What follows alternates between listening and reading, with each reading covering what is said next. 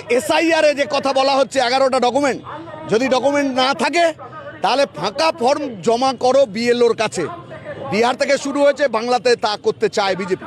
এর মানে কি আমার কাছে ডকুমেন্ট নেই, আমি দেখাতে পারবো না।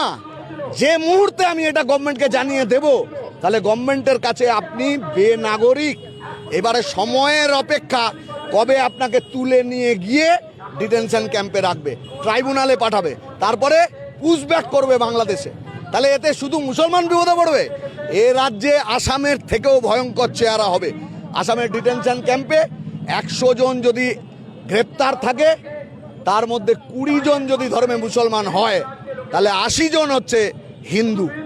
তাহলে এখানে করলে এক জিনিস হবে, ভয়ঙ্কর চেহারা। তাহলে কেন করছে? আমি প্রথমেই বলছি, বিজেপি জানে তারা পশ্চিমবাংলায় গভর্নমেন্টে আসবে না।